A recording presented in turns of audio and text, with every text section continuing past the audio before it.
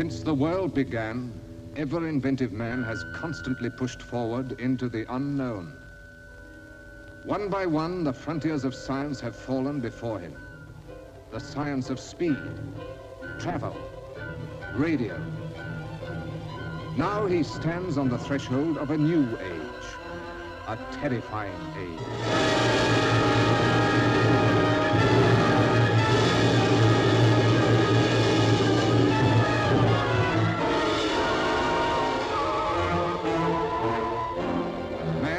Forward into the unknown.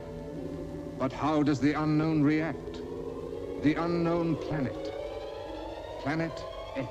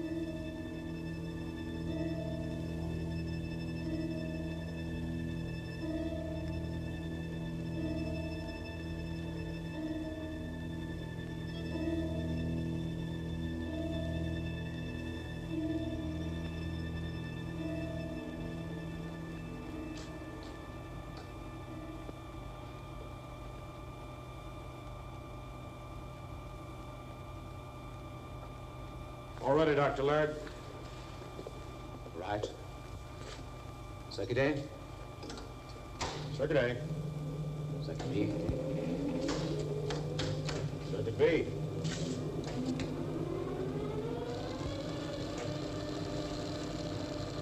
All right, Gil. Let in GF2. Yes.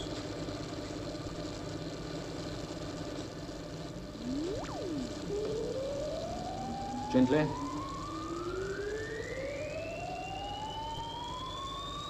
Gently. GF2, enter. Sayers, you fool! Get away from there! Blimey, it's done it again! What a racket. What happened, love? It all went white, blinding light. That's the second time this week. It ain't right. Just because they have to muck about with the current for the sake of their blooming experiments, we have to suffer. They'll bust me tube. 18 quid them new tubes cost. Who's going to pay me, I'd like to know, if my tube busts? Fred, the old clock stopped again. Good.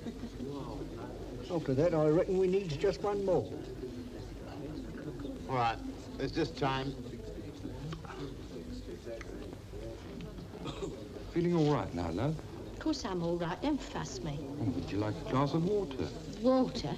Want something stronger than that? I'm going to finish my drink. Go on, Aunt. The things you say.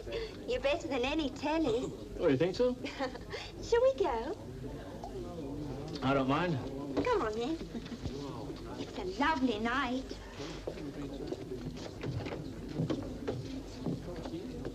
Well then, George, what's the idea, eh? What's up, then? What's up? Here's what's up.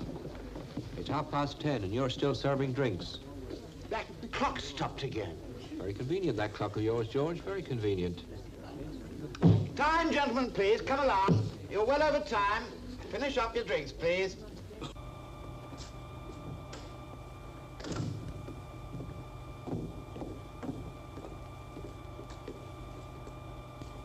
How How is he, Dr. Laird? Sayers, he'll be all right. His hand is badly burnt. Means he'll be out of circulation for quite a while. Yes, that clumsy dope. Why did he want to go near GF2? He knew it might arc. Well, why does it arc? Heaven knows. It could be the timing is wrong. Sayers never did get the timing right with this Yankee computer. Oh, sorry, Bill. It's all right. We could try a slightly higher frequency, but it's more likely to be eddy currents, and that'll mean more damping. Heaven knows what that'll cost.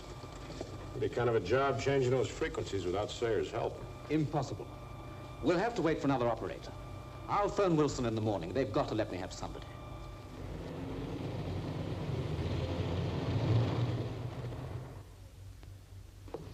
Morning, Wilson.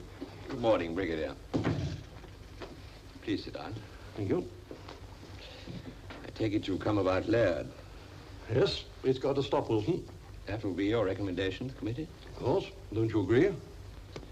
You're thinking of this business of Sayers. I'm thinking of the cost. By the way, I've replaced Sayers. The devil you have. Well, there's no alternative while the present setup lasts. We're committed to two assistants. And the sooner we close the whole project down, the better. Now, look, Wilson. I am just a plain bone-headed brass hat. Oh, I wouldn't say that, Brigadier. You would, and you jolly well do. I know. It's true anyway. But I do know when an experiment is successful, and I do know when it's costing the Earth, even though I don't fully understand it. I don't suppose there are more than half a dozen people who do understand precisely what it is that Laird is trying to achieve. Then why on earth? As far as Laird is concerned, his work is pure research. Pure baloney. But the practical implications may well affect thinking on defense matters. That is why we are financially supporting the project. Financially supporting? Do you know how much money we've poured down that drain to date? £250,000. Can you justify that? Can Laird? Justify? Has anyone ever been able to justify pure research? At the time. Without it, no radio, no television, no radar, no guided missiles. Is Laird onto something like that? Laird is engaged on experiments which are aimed to study the changes, if any, in the nature and properties of metals, living tissues, and other materials when introduced into powerful magnetic fields. I know. I can read. Right.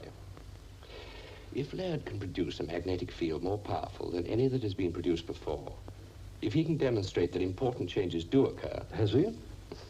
He's nearly bumped off Sayers, and he's having trouble with his equipment. He was on the phone this morning. He's asking for more... More? Oh, this is preposterous. I'm going straight down there this morning to get to the bottom of this piece of folly. Well, it might be a good idea, Brigadier. Oh, seriously, though, Laird tells me he's already had some limited success. You might check on that. I certainly will. Oh. I promised to send him this. Perhaps you would take it. What is it? A piece of metal. An alloy such as used in aircraft. What's Laird supposed to do with that? You can tell him if you like. I'd love to. In that case, you'd better take this piece, too.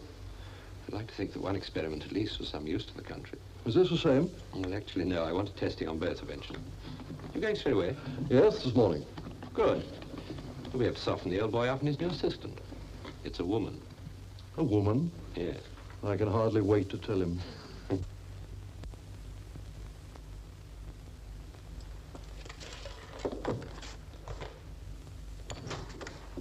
Well, here we are. Oh, Gil, this is Brigadier Cartwright from the Ministry. How do you do, sir? How do you do? This is Gil Graham, Brigadier, my chief assistant. He's from McGill in Canada. A fine university. Thank you, sir. My other assistant was injured. We're expecting another one today. Oh, Lord, I'm sorry, I've forgotten. I was to tell you your new assistant is a woman. A woman? You must be joking. Oh, it has to be joking. I'm afraid not. There's no one else available to operate this computer of yours. But a woman, this is preposterous. This is highly skilled work. She's very highly qualified, Doctor. Yeah, I know the type. Frustrated, angular spinster, very dedicated to her calling. Without a sense of humor, bossy and infuriatingly right every time. Sorry, I know how you feel. I'm not having this. I'll go up and see Wilson. Look, Doctor, don't you think you better show me what you brought me down here to see? Maybe you won't need an assistant soon. Very well.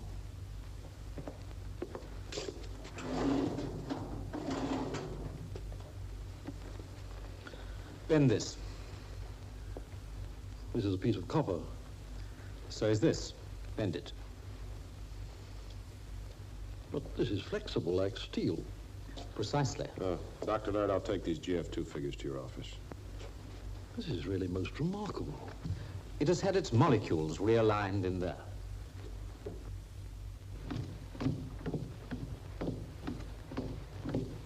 I'm so sorry. I was told to come down here. Who did you want to see? Dr. Laird. Are you? No, I'm Gilbert Graham, his assistant. Oh, I was told to report here. Well, he's right here in the laboratory. Oh, are you the new comp operator, the replacement for Sayers? Yes, I am. I heard about Nicky Sayers. I'm terribly sorry. Oh, I don't know. Weren't you expecting me? Not exactly. You're French, aren't you? Yes, I am. Are you surprised? Very agreeably so. Thank you. I think that Dr. Laird will be, too. How is he to work with? Oh, he's great, as long as you stand up to him. I see.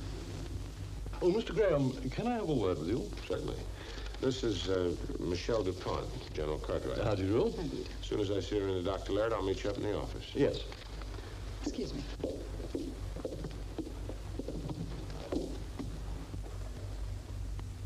This business of altering the molecular structure of metals, has it got any defense angle? Well, if the molecular structure of the alloys used in building an aircraft were to be altered, the plane would probably crash. Remember the Comet 1? Oh, yes, of course. But research of that nature into metal fatigue and all that sort of thing, that's already been carried on elsewhere. Well, not quite, sir. How do you mean? Well, our research may lead to the discovery of means to crash an enemy's aircraft. You're not suggesting, I take it, the enemy would allow us to cook his airplane alloys in that contraption of yours? Well, I don't think that'd be necessary. Let me try to explain. Magnetism is a force, the only force other than gravity. There may be one and the same thing that operates over a distance. I see you have 9 circuits in operation here, and only one in reserve. Is that not rather dangerous? This infernal machine has only 10 circuits, and I need as many surges as I can get. The thing is supposed to compute and then fire the electrical impulses. I use a field of high intensity but short duration. I understand. Nevertheless, I think you should have at least 3 in reserve and 1 overriding spare. And I mean 1 not in actual use. That will give me only 6 charges, and it isn't enough. Oh, I see you do not understand this machine. Each circuit is capable of use over and over again. If it has a few microseconds to clear itself, that means you can have as many surges as you like in banks of 3. Yes. Yes, of course. But do you mean that Laird could produce a magnetic field powerful enough to reach out beyond the machine, beyond the house? Well, from what the people down in the village are saying, he's done it already, spasmodically. But is it true? Do you think so? I don't know. Sometimes I wonder. Look here, Graham, be honest about this. It's important. Are you saying all this just to try and save the project? No, I'm not. I'm not at all sure I want to save it. Not if... Not if what? Well, there are dangers, the imponderables. Look, I've got a piece of airplane alloy here. Would Laird experiment on this, do you think? Well, if our new assistant can get the computer going, we might try it tonight. Let's go and find out. I wouldn't say anything to Dr. Laird about the effects over a distance. Not yet, anyway. Come in, Mr. DuPont. Gil? Gil, you were hopelessly wrong. Miss DuPont is brilliant and not at all bossy. She's not a bit frustrated, and I think she's quite good-looking. Don't you? What do you think, Brigadier? Well, I'm of your opinion, Doctor, though I know nothing about computers. She's fixed it, Gil. We've got all the power we need. For the time being. That's fine. The Brigadier would like for us to cook this tonight. And why not? You will stay and watch us? Yes, I think I will. It should be interesting.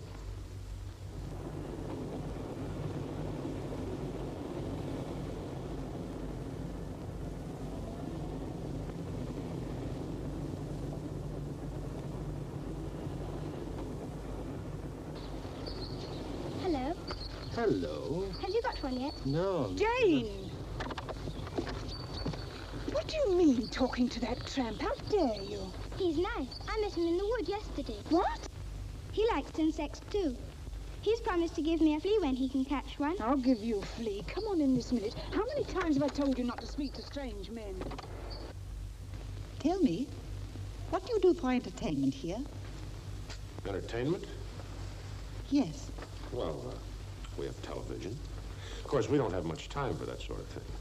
Once in a while, I combine my pleasures and watch it down at the village pub. Oh, I adore English pubs. Do you often go? Often as I can. Like to join me sometime? I'd love to. Good. But I warn you, though, we're not very popular down there.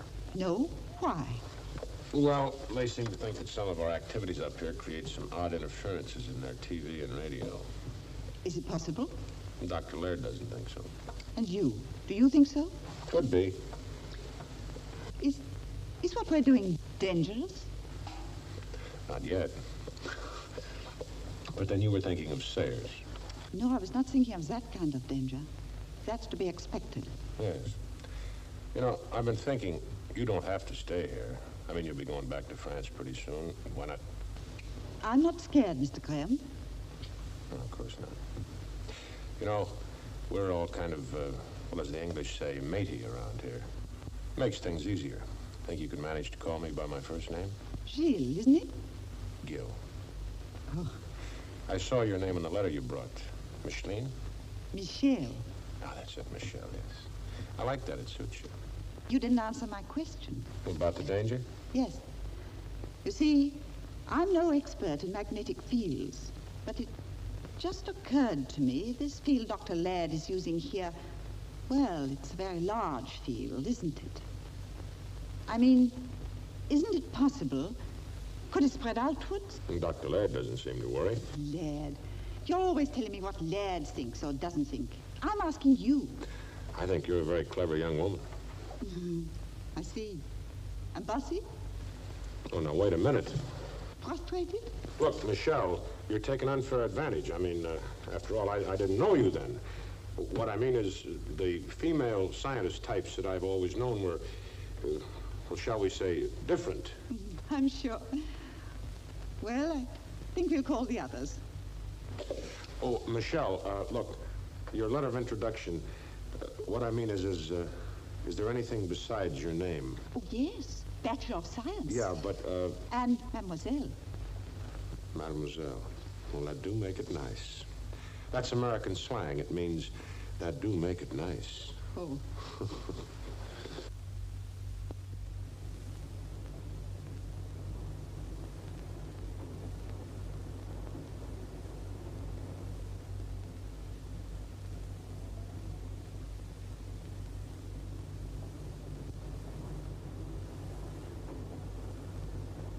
Well, Doctor, I'd like to get back tonight. Do you think we could start? Certainly, if that remarkable young lady has finished her work. Shall we go down?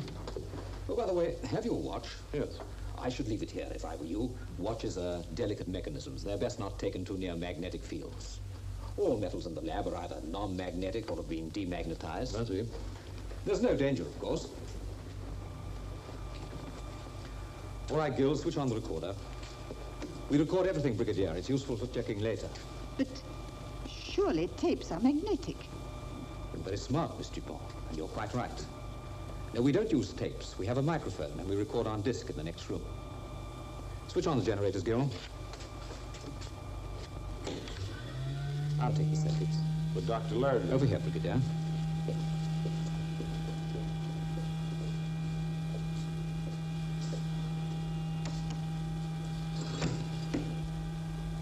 Do sit down, Brigadier. Thank you.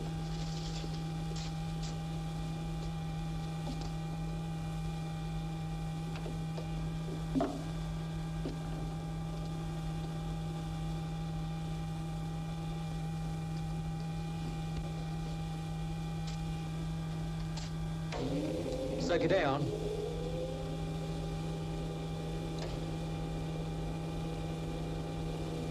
Computer? Computer on. Circuit B on.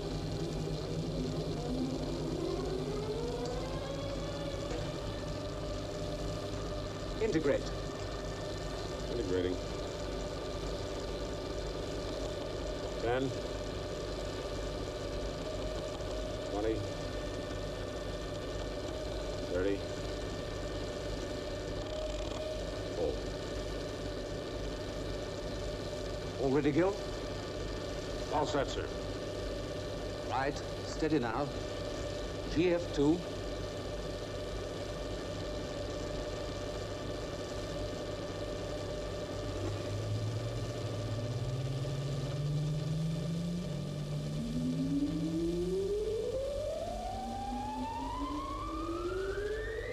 Gently. Gently. GF2 over.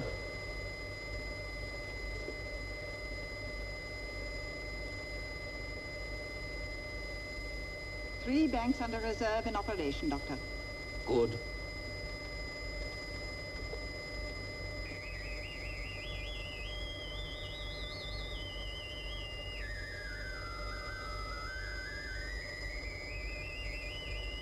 Switching off power. Look out, Michelle!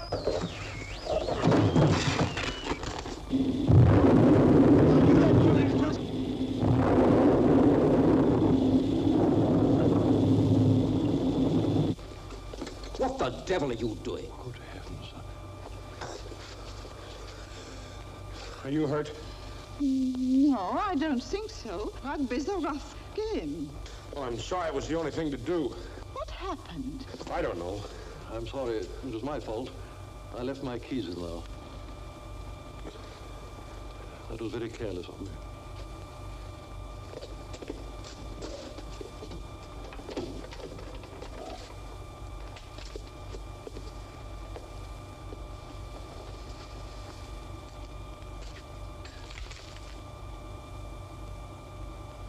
You seem to have been successful, Doctor.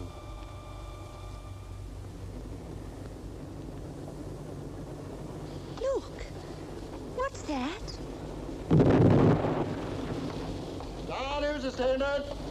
All the ladies. 6 storm on the south coast. Down here's the standard. 6 storm on the south coast. All the ladies. Now, let's see. Yes, quote. Is space travel... No, unquote. Yes, let's see. Yeah, quote. Could they invade us, unquote, or something like that. Then we'll carry a follow-up on page 3 with readers' letters. Well, they'll have seen hundreds of ruddy flying saucers by the time we're through with them. Okay. Who exactly is invading us? Mars? Eh? Oh, no, they won't like that. Who, the Martians? Idiot, no, look, make it, yes, that's it, Planet X, the invasion from Planet X.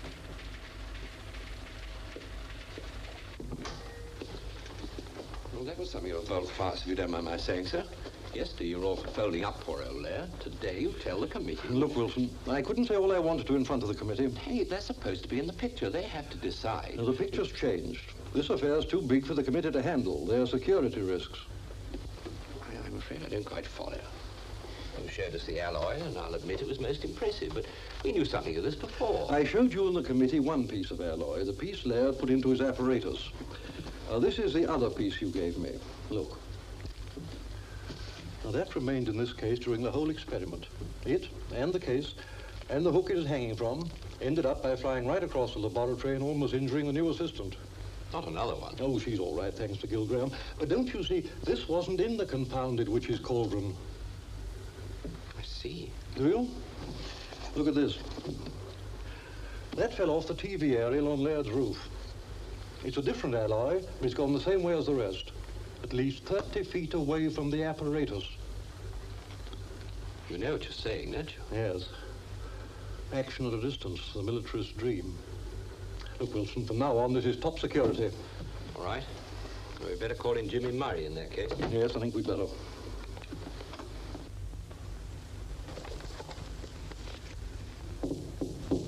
Come in. Hiya, how you feeling? Broken neck would feel worse, I guess. Do you always take your female assistants to a low-flying tackle like that? Depends on my mood. When I'm away from an intense magnetic field, my technique's a little different. I should hope not. You didn't come here to demonstrate, did you? Might be kind of interesting. Help yourself. Thanks. No, as a matter of fact, Michelle, I have something else on my mind. Can't say I'm sorry. What's the trouble? Before I grabbed you last night, I switched off the power from the generators. Yes? That should have shut the whole machine off at once. Well, it did surely. Laird was pretty furious. Think back for a minute, Michelle. Must I? Please. Okay. After we hit the floor, the briefcase flew across the room into the computer. Correct? GF2 was arcing then. Right. Well, how the devil could that be? With the current off, the whole contraption should have been dead. That's right. But There's another thing, too. of course that screaming noise? Yeah, well, then I'm not crazy. You do remember. Yes. The circuits continued to operate after I'd switched off the power. But, Gil, what are we saying? This is completely ridiculous. You couldn't have switched it off. Yes, I did. I checked the switch this morning. There was no current flowing from the generator when GF2 arced, when that briefcase flew across the room, and while the circuits continued to scream. There's one way of checking. How's that? The recording. Of course. What's the matter with me? Come on. Wait. What's the matter? I'm still creaking. Let me give you a hand. Thanks. You don't look all that fragile, you know.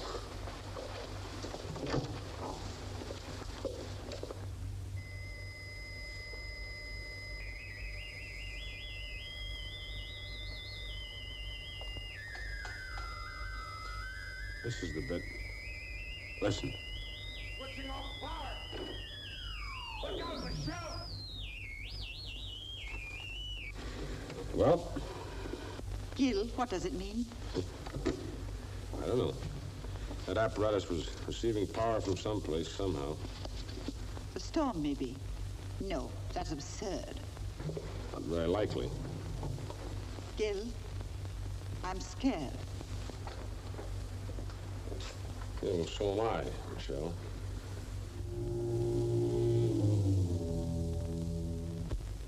So Laird Circus gets top security rating. That's about it, Jimmy. Well, if you both think so. Don't you? Frankly, Brigadier, I just don't register yet. What you've been telling me sounds well. I know. But you must take my word for it at the moment. Okay. But what with you and Laird, freak storms and the press going to town about flying saucers and invasions from Planet X, I'm beginning to feel like Dan Dare. Am I likely to meet a little green horrors with eyes on the ends of their whiskers? I don't think that at all likely. Though you may meet some characters with snow on the boots, if you know what I mean. Yes, I know. And you know we've had a call from Air Force Security saying that 3 of their radar stations report sighting some unidentified object. Do you think there's any connection between this and Laird's work? I don't know. I just don't know. But we must take every possible precaution. You and Wilson travel down separately. Okay. Wilson will supervise the ordering and delivery of Laird's new equipment. It's going down in plain vans. Watch it, Murray. I will. And remember, Wilson, you must impress on Laird the importance of a wide margin of safety this time. Laird seems to be a tricky customer to give advice to. He is. In fact, he's more than tricky. He's... Oh, well, I suppose you must make some allowance for genius. And work in close touch with Graham. I'm pretty sure he's aware of the risk. And they must understand the whole aim of the project now is to make the force directional. Right, sir. Keep in touch, and the best of luck.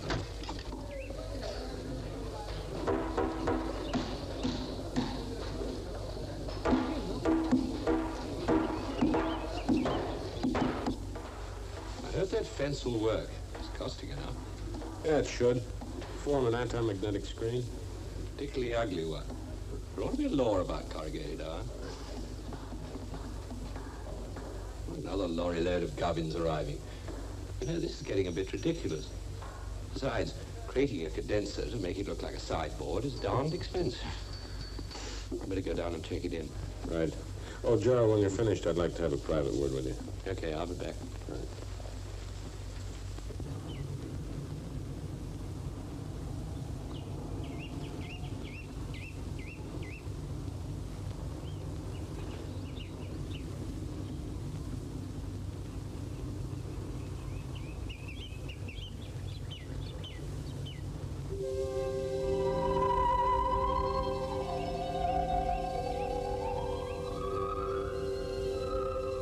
Did I frighten you? I'm sorry. I'm not frightened. I was just going home anyway. I don't know you. What's your name? Smith. Smith? We've got a teacher at school called Smith. Are you her husband? No. Good. I hate her. She threw my bugs away. Bugs? She called them insects, of course. She's very stupid. And weren't they insects? Some were. You see, all insects are bugs, but all bugs are not insects. And is that what you were doing just now? Collecting bugs? What were you doing? Oh, nothing. At least, I was just trying to find my way. My goodness, are you lost? Yes. Fancy getting lost in Brierley Woods. Is this Brierley Woods? Of course it is. Everyone knows that. Are you a foreigner? You look like one. You've got funny whiskers. Yes, I suppose I am. At least I came here from a long way off. What's so funny about my whiskers anyway? I haven't seen anyone else with funny whiskers like that. Well, perhaps I'd better shave them off then. I don't want to look funny or different from anybody else. How did you get here? If I told you, you wouldn't believe me. I would, you know. Even if I said I came on the back of a giant dragonfly? Oh, no. There aren't any giant dragonflies. There are where I come from. There aren't any giant dragonflies anywhere. What about on the moon, then? Oh, well, if you come from the moon, that's different. Where are you staying? I don't know. As a matter of fact, I'm looking for somewhere to stay. I expect we could have put you up at our house. Only there's a new lodger coming today. I don't think I shall like her. Her name's Forsyth, and she's going to be the new teacher at our school. Is there anywhere else round here I may be able to stay? I don't suppose they'd put you up. They're very narrow-minded. Oh, of course. Are there any big places round here, you know, factories, workshops, anything like that? Nothing like that. Only Dr. Laird's house, of course. But it's no good going there. He's a mad inventor. And what does he invent? It's a secret. No one knows. Well, I must go home. Why is Dr. Laird mad? Almost every night he switches on his machine and busts up all the television sets. Where does he live? It's no good. He won't take lodgers. You can see his house from the top of the hill. Goodbye. Goodbye.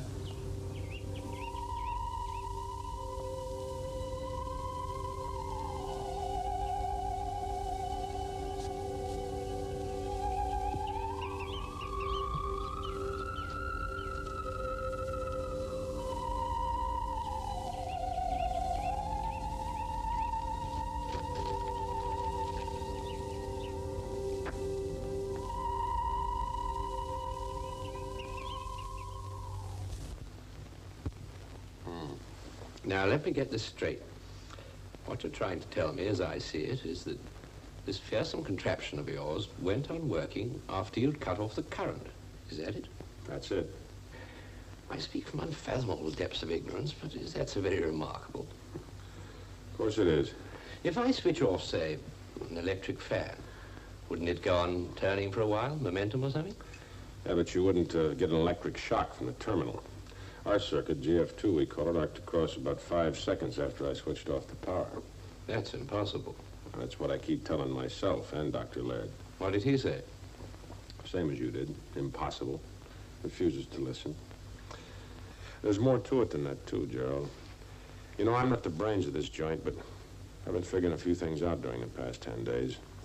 That apparatus was building up a field far in excess of anything that we could have reasonably expected from the power we were feeding into it. Personally, I think you're all getting slightly neurotic over this business. Did you say you had a recording of the session? That's right. You ought to hear it.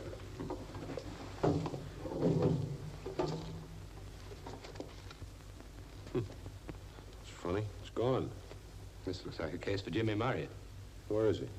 On his way down from London. I promised to meet him for a pint in the Crown of Mitre this evening.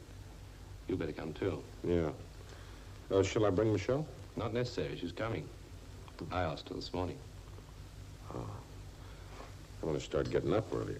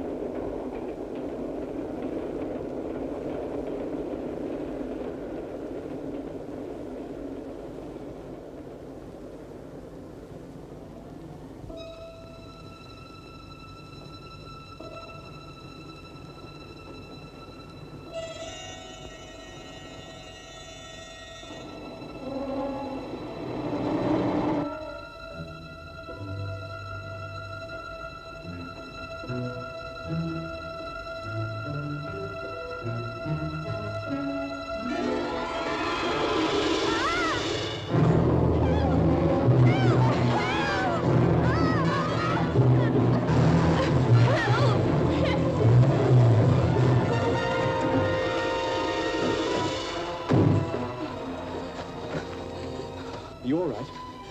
Yes, I think so. Wait a minute. Thank you. Where do you live? Well, I'm going to Brierley Bay. I'm a teacher. I started the school there on Monday. Brierley Bay? Well, after we've reported this to the police, I'll take you there.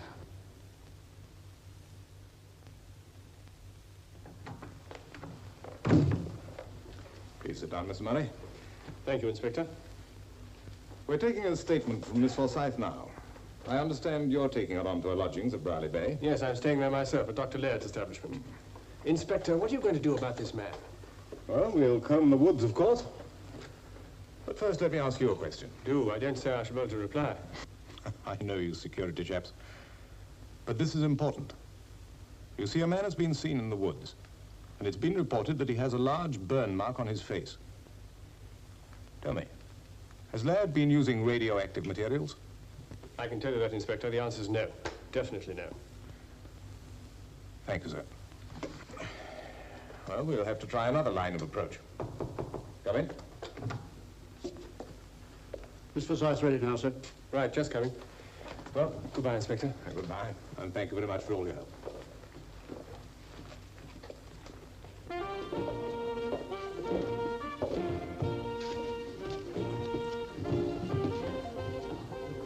What about another drink?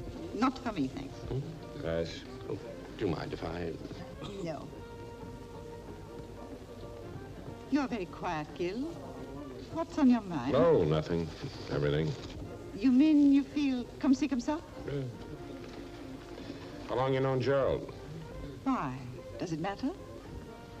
Sorry. Didn't mean to interfere or intrude. I don't want to quarrel with you, Gil. Cheers. What was something?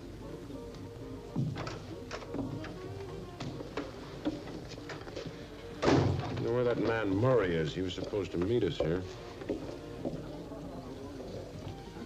What do you have, sir? What's that? Oh, Bob's. Mild and bitter. I'll have that. Certainly. Elfin music, you hear, comes from a proper band. At last. Sorry I'm late. Okay. Meet Michel Dupont and Gil Graham. How'd you do? Oh, yeah? What's the trouble? Things have been happening. There's a maniac at large in the woods. A what? Maniac?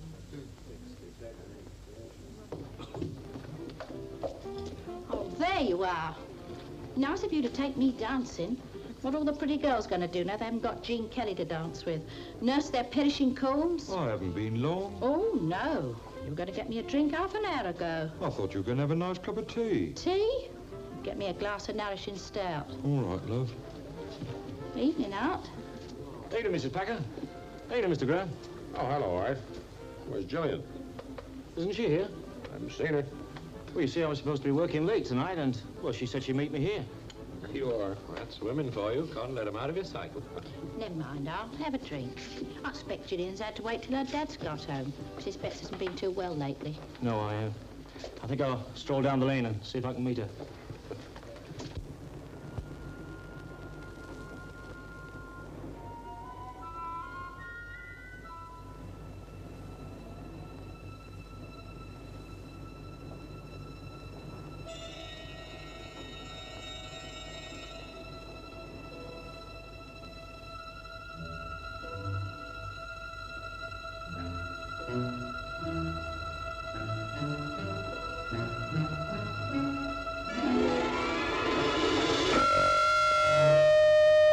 The band was noisy. The microphone was too near the loudspeaker. A syndrome. That's it. That's what was the matter. We had a syndrome in the magnetic field. You all right, old boy? What the dickens are you babbling about? You understand, don't you, Michelle? Yes, I believe I do. Would you mind explaining? You know, you've both gone crazy. Did you hear that screech from the loudspeaker? I'm not deaf. Yeah, well, look, the microphone was too near to the speaker. The sound goes in, it comes out louder. Back into the microphone and around and out louder still, and so on and so on. It's called a syndrome. You mean a sort of vicious circle? That's right. And if you don't put a stop to it, it keeps piling up until the amplifier or some part of the circuit goes bust. I get it. Well, why all the dramatics? You got your car here? Yes, why? I want to get back to the lab. What, now? I've got to see Dr. Laird right away. You do understand, don't you, Michelle? Yes, I do. I think you ought to go. But can't you tell us what all the excitement's about? I'll try and explain. You must go. You'll be all right, won't you? Of course. Come on, let's go. Gerald, I'm sorry, but this is important. Gil, I hope you know what you're talking about. So do I. Let's be practical, my boy. You make an excellent theoretical case for the build-up in the field being syndromic, but where exactly in the circuit does the phenomenon occur? As I see it, it's between these two circuits. You have a first-class brain, Gil. It's a pity that you allow your imagination to run away with you. Meaning what? Meaning that in the first place, you have reached the correct conclusion from the wrong premise. Oh, I don't understand. Secondly, that you are allowing the self-evident fact to scare you. You were driven to your clever piece of reasoning by worrying about a lot of silly tittle-tattle. Freak storms and the like. Haven't you considered the possibility that we might have caused some of the things which took place that night? I never consider anything which might interfere with my research. Seems rather short-sighted, doesn't it? If one always stopped to calculate the risks, there would be no research. But you think I'm right about the syndrome. I know you're right. I reached the same conclusion over a week ago. Well, but you said nothing to... Because I knew you would be all for delay. Well, wouldn't that be the wiser course, Dr. Laird? I don't think so. We have accidentally stumbled upon the secret of producing an enormously more powerful magnetic field than we had ever hoped for. We have saved ourselves years of work, and you want to throw those years away. No, I don't want to do that. I just feel that we ought to proceed with the utmost caution. We have new equipment, more powerful generators, but the same circuits. We have taken great precautions. The iron fence, for instance, the direction field, better insulation, and the screening between the terminals of GF2. Yes, well, as I see it, the screening of the GF2 terminals is the main danger. It's like putting a 6-inch nail across a 5-amp house fuse. Perhaps you would allow me to be the best judge of that. I've been engaged in this work all my life. Well, I'm sorry. I didn't mean to sound impertinent. Not impertinent, just frightened. And a frightened assistant is no good to me. If you would care to terminate your appointment here. Of course not. I wouldn't think of deserting you at this stage of the game in any case. Please do not allow questions of personal loyalty to affect you. Under the circumstances, I wouldn't. I was thinking more of the complicated operation of the apparatus. It's not so complicated now, you know. It would be possible for only one person to operate it. Yes, sir.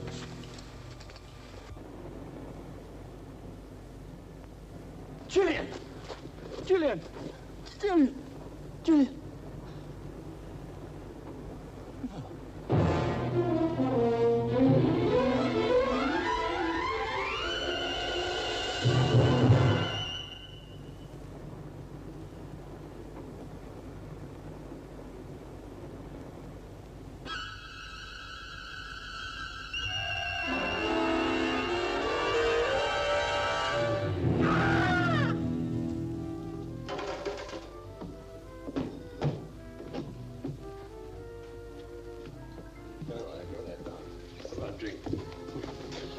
Was the bar closed? Yes, sir.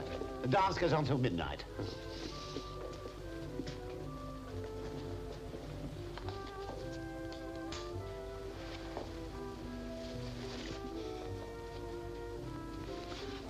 It's getting very late.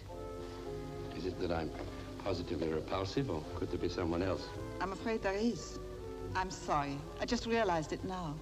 Gil? Please, let's go. Lucky devil. Ah, Miss Dupont, you going? Yes, why? It's Gillian Betts. They've just found out. Is young Art here? What's happened? An accident? No, sir. Not an accident. Murder. Murder? Where was this? In Brierley Woods, sir. It's a maniac. Yeah, are you quite sure? Sir, I can't say any more. No. Of course not. Darling, you all right? Yes, but can't we go? You are together, sir? Yes. And you have a car? Oh, yes. And that'll be all right. Only you see, we haven't found the fellow yet. And what about you, sir? Are you with the... No, officer. I'm alone. You're going past Brierley Woods. I don't think you ought to be by yourself, sir. Well, could I give you a lift? Thank you. Not at all. My car's outside. Good night, miss. Good night, sir. Good night. I'll warn the others upstairs. Right. Where shall I drop you, Mr. Smith? If you could drop me at the other end of the village near Dr. Laird's house. Oh, yes, we're going that way. Thank you. I'm just thinking, that young man went to meet Gillian. Don't you think we should tell the police? Yes, of course. I'll go back in and tell him. Will you forgive me if I take this opportunity of speaking to you? What is it? I overheard what Mr. Graham said tonight about syndromes. Well? You see, I understand something of your work. How much? Who are you anyway? That is not important. I must speak to you and Mr. Graham as soon as possible. It will have to be tomorrow after we've finished our work at the lab. Very well. Shall we say here at 6 o'clock? All right. Okay, I told him. Let's go.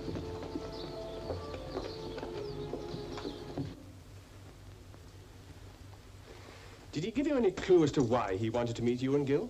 Not really, but he seemed to know a lot about our work. You didn't tell him anything? Of course not, Jimmy. I'm not that stupid. Well, I don't like it. I just don't like it. Who is this chap Smith? Know anything about him, Gerald? Not a thing. Gil? I saw him for the first time tonight at the dance. Gerald, when you took him in the car tonight, did he say where he lived? No, he just told me to drop him near here. Yes, he said it was okay to drop him here. That's right. He must be staying in the village. Well, that should make it easy for us to keep tabs on him. Gil, Michelle, you must meet him tomorrow evening, as arranged. What's the drill? See if he tries to pump you about Laird's work. Find out all you can. Right. How did Laird react to your inspiration, Gil? Well, the syndrome? He guessed it already. No, that's tough. Is he going to foul things up? Nope. He's pressing on regardless. You're worried, aren't you? I am. I'm in a bit of a fix. I don't like to go behind the old man's back. I think we're moving along a little too fast. That apparatus is ready to work, but nobody knows for sure what it'll do. Doesn't Laird know? You try asking him. I almost got sacked tonight. Oh, no, Gil. Would you like me to contact Cartwright? Well, I think we should in any case. But he better not come here, not with Laird in his present mood. I agree. Well, then. Well, police headquarters. Poor old Inspector Burns ought to be put more in the picture. We may need his help yet. Just you say, Jimmy. I'll phone Cartwright in the morning. I'll meet him at the station in the car. Well, if there's nothing else, I'm for bed. Would you mind? Oh, yes. Coming, Jimmy? Oh, yeah. I'll see you two before you meet Smith. Good night. All right, good night. Good night.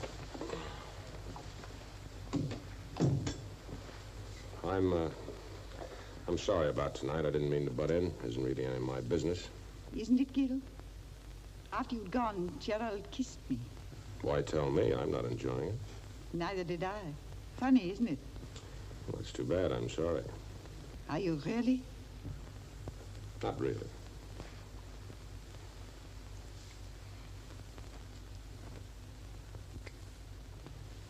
I enjoyed that. So did I.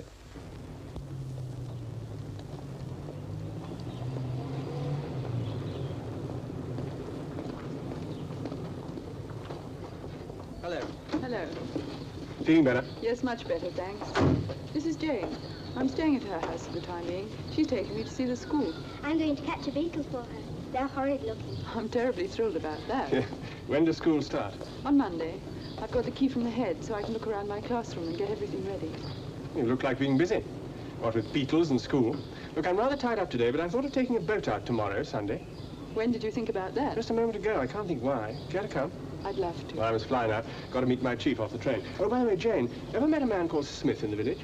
No, but I met a Mr. Smith in the woods. What? He's nice. He helps me look for insects. Oh, well, if you meet him again, try and find out where he lives, will you? I can't. So that's our school, Jane. You going in, Miss Forsyth? Yes, I must. Oh, well, if you must. And you? I'm going to look for that beetle larva. All right, but don't be late home. You promised your mother. I won't. Goodbye. A lot of beers here, George. Thanks, sir. There we are, thanks. That's right. Thanks, sir. All right, Mr. Smith. Shoot. I'll come straight to the point, Mr. Graham. I overheard your conversation last night, and that led me to suppose that you were concerned with Dr. Laird's experiments. Oh, I see. And what's your interest in those experiments? Will you accept for the moment that it is purely scientific? Go on. I take a great interest in the subject of magnetic fields, Mr. Graham. And why not? What's that got to do with Dr. Laird's experiment? Will you also accept that I am not a complete fool? All right. Thank you. Dr. Laird is no doubt a very clever man. He must be to have built an apparatus capable of recently causing such atmospheric disturbance. However, I suspect he is also a single-minded man and possibly an unimaginative one. Mr. Graham, the Earth has a magnetic field. Have you considered the dangers of upsetting that field? It has happened before in history, you know, with catastrophic results. Yes. Yes, I've considered the possibility. You seem to be a remarkably well-informed man, Mr. Smith. Please go on. There is also another danger. The danger of radioactive rays. We're not using any radioactive materials. I know that. But not all radioactive particles are man-made. There is another source. Yes, that's true. They're cosmic rays. They bombard us constantly, but they do little apparent harm. Because you are shielded from all but the harmless ones by the ionosphere, the so-called heavy side layer. The heavier rays, the sodium, for example, never normally reach the Earth. Yes, that's true, but I don't quite follow you. Mr. Graham, the ionosphere could be affected by magnetism. It could be bent or fractured. But surely the ionosphere is 50 or 60 miles up. And ships at sea 80 miles away were affected by your experiment. Don't you see? If at the points of maximum strength of your field, the heaviside layer had been temporarily fractured or pulled down close to the Earth, heavy and possibly dangerous cosmic rays could have reached the Earth's surface and may have affected many people in strange ways. How do you mean? I mean they may have been driven mad. The human beings who may have been affected by the rays will probably all die, though not before they may have killed many people. But there is something else. It would normally take many years for any change to become apparent in the human race or in animals with a long gestation period. But what of the quick breeders, the insects? Insects? Oh, mon Dieu, no. Yes. Some insects, ants, spiders, could already have mutated. In what way? That is impossible to say. They could have become a different species. They could have become smaller or much larger.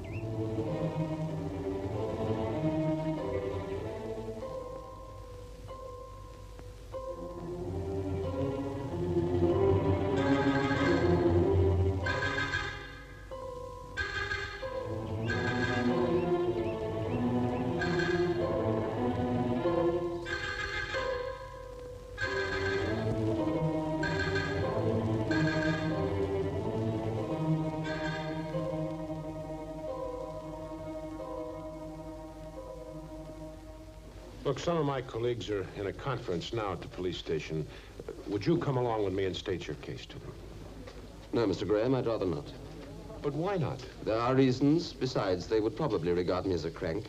Well, I don't. I hoped you wouldn't. That's why I chose to speak to you. Please. No, Mr. Graham, the responsibility rests with you now. I can only wish you success. Miss Dupont.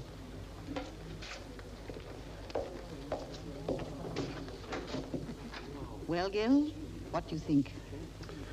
I think you may be right, Michelle. Look, I want to go see Cartwright. Can you make it home all right alone? Of course. Darling, make them believe you. I know you can be very persuasive when you want to.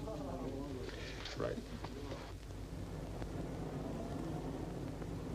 Excuse me, miss. Being as you're a scientist, I wish you'd look at what our Jane's found. I rang the police, but they didn't say much, and, well, I don't like the look of it. Do you have something to boil this in? Oh, yes, I have. You boil it immediately. Boil it, miss, but... Please, Mrs. Hill, don't argue.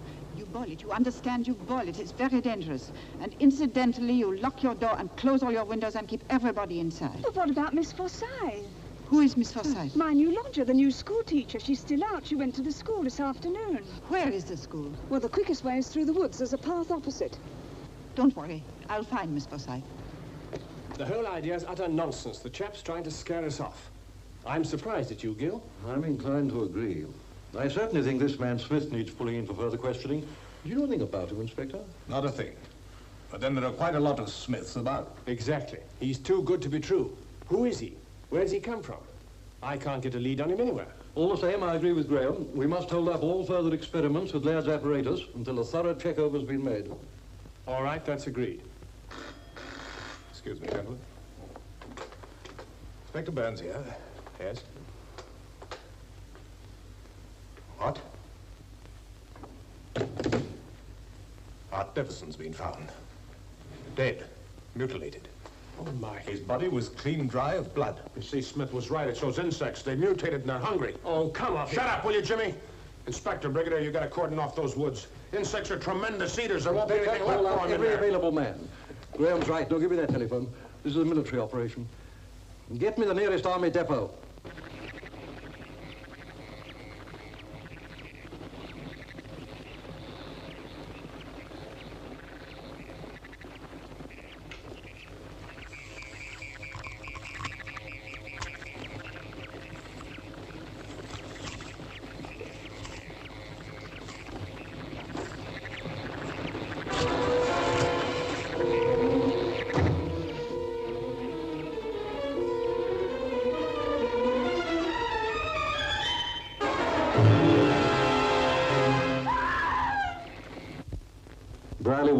That's it. Goodbye.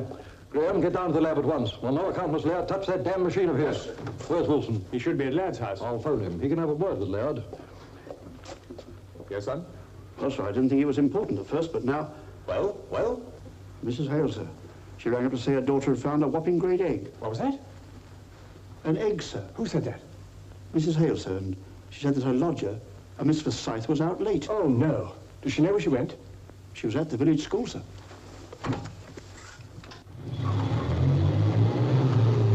You'll quit Barley School.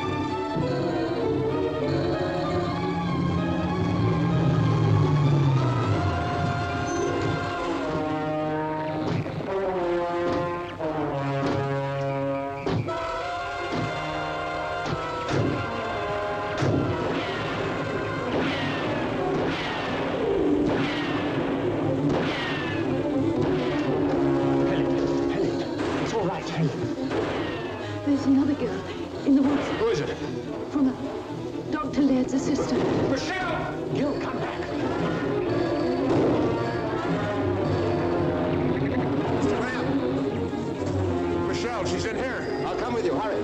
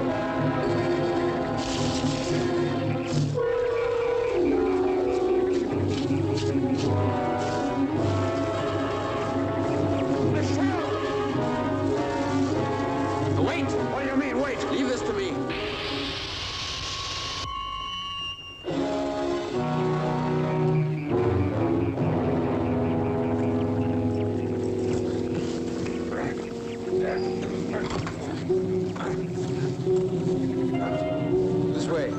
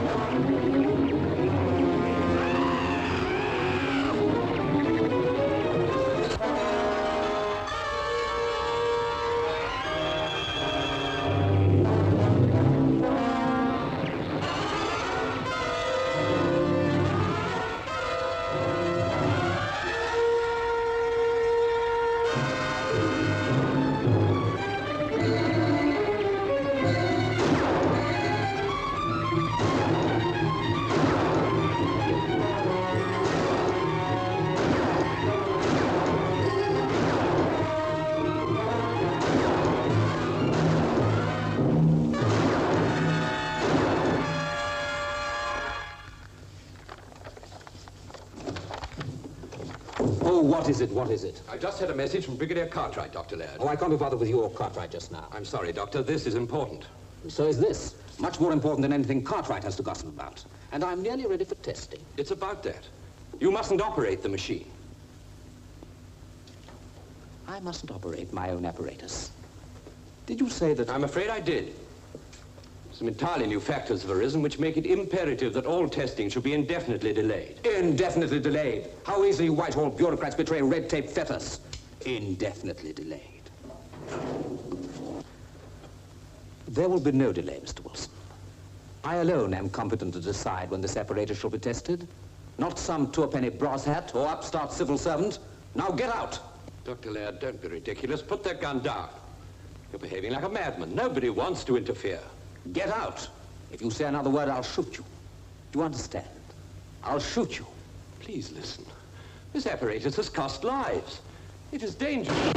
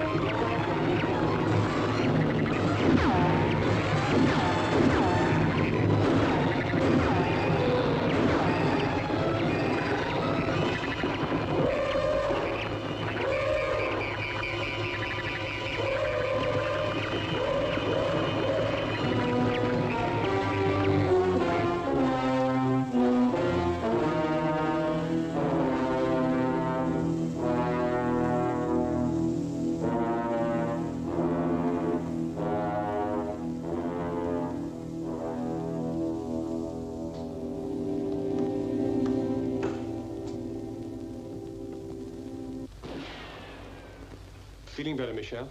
You're going to be all right, Michelle. Well? I think we've covered this section of the woods, Mr. Murray.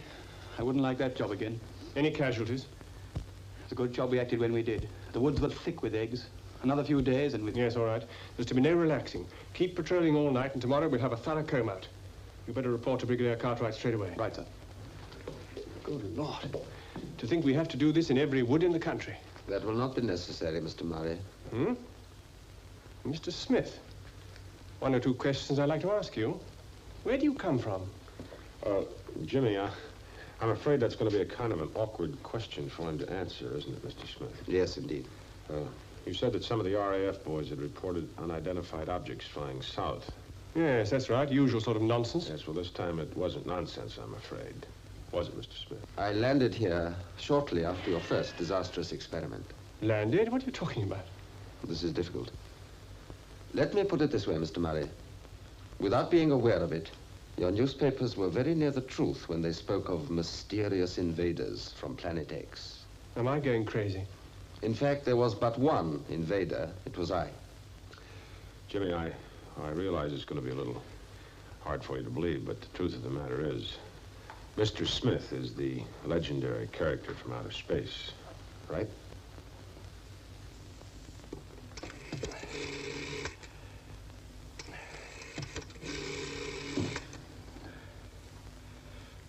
Get me Brigadier Cartwright. Hurry. Cartwright here. Cartwright? Wilson here. Listen. Laird gone mad. What's that? No. Don't talk. Listen. He shot me. Come. Quick. Heaven's sake, come. He's alone. Wilson! Wilson! Wilson! Wilson! Wilson! We've had your planet under close observation for many years. Flying saucers? That's what you have chosen to call our spacecraft. We've also been monitoring your radio. That's how I come to speak passable English. But you're like us. Is that so very surprising, Miss Forsyth? There are many planets with the same physical conditions as here on Earth, and on them life has gone through the same evolutionary processes. Where is this Planet X? If I were to tell you, you would neither understand nor believe me. Time and space are still the great mysteries to you. Why have you come to pay us this visit? Because of your experiments in magnetism. You brought down one of our spacecraft on the night of your experiment. Our craft used the planetary lines of magnetic attraction as their means of propulsion. That's why we were so concerned with your experiments. Alarmed, I might say. We had to act in what you would call enlightened self-interest. Is that the only reason that you came? No. We've never interfered with your development before. But this time, your entire planet was in danger. It still is if you continue with your experiments. You mean we might reverse the Earth's polarity, tilt the Earth on its axis? Yes, I do. It has happened before, but then the force was extraterrestrial. I thought you said there was no further danger from these insects. That is correct. We were able to calculate the center of disturbance and the points of maximum intensity. This, I assure you, is the only place on land to be affected by cosmic ray bombardment. On land? There were some areas in the sea. There, life will have been spontaneously created, microscopically, just as it was millions of years ago, before there was an ionosphere to protect you. You've had a very narrow escape, Mr. Graham. Well? Message from Brigadier Cartwright, sir. Will you and Mr. Graham come down to Dr. Laird's house immediately? What's happened? It's Mr. Wilson, sir. He's been shot. Gerald, shot? Is he... We're afraid he's dead. Dr. Laird seems to have gone mad, and the Brigadier's worried he may start his machines again, sir. I was afraid of this. We gotta stop him. Let me come with you.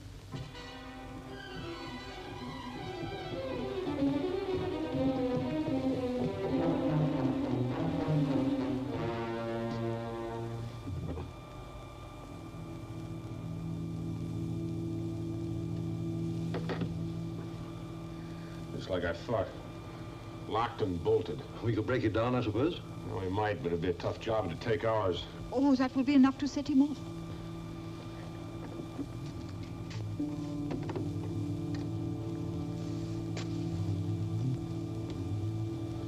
Look here, Smith.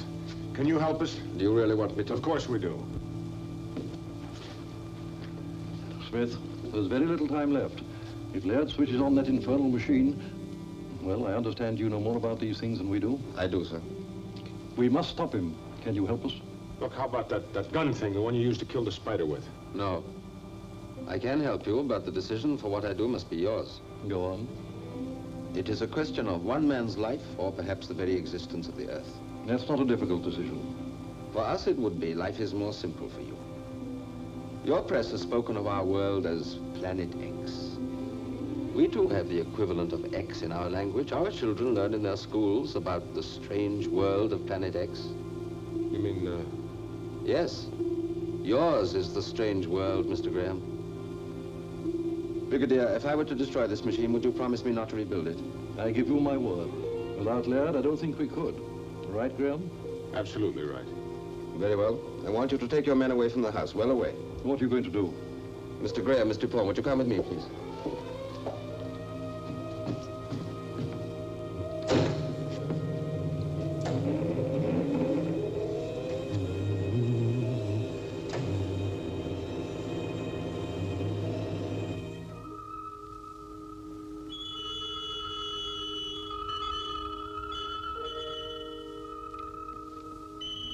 Now we must wait.